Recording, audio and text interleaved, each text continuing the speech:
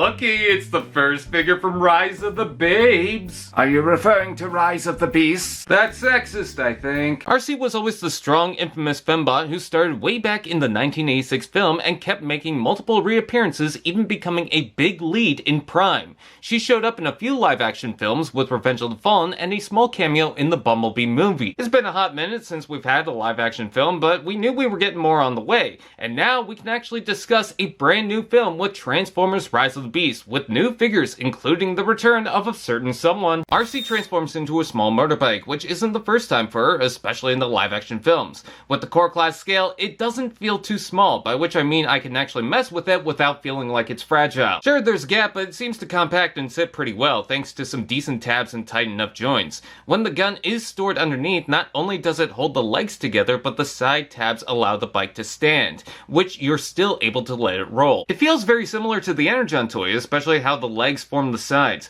I like the colors, with the red and white, gold rims, touch of pink, silver headlights, and black, especially on the seat. The shape of the front and sides is nice. It seems they have sculpted in gauges inside, and you can pop off the wheel with a port. I might just swap for a gun or something. The bike mode isn't perfect, but let's face it, usually the bike forms in Transformers aren't always the cleanest, most agile looking thing.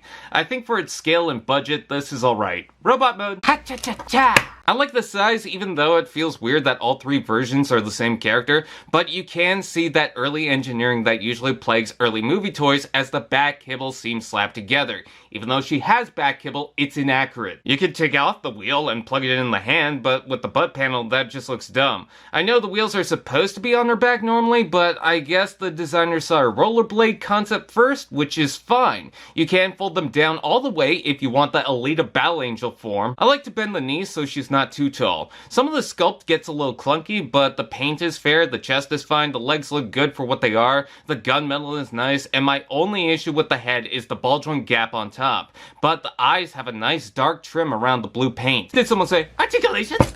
Ball joint to head, shoulder joint, ball joint elbows, waist rotation, ball joint hips, and hinge knees. Posability isn't too bad, especially in the size. The waist can help twist the body, and everything seems pretty tight. Let's take a look at the accessory. Other than the wheel pizza cutter, she has a gun that overlaps her hand, and doesn't look too far off from her prime arm weapon.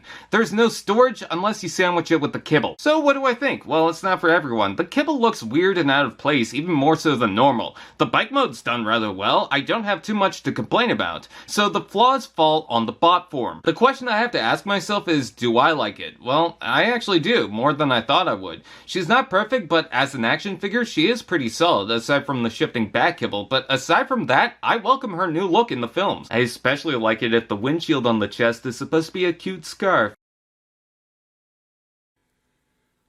Allspark TV, now that's just prime.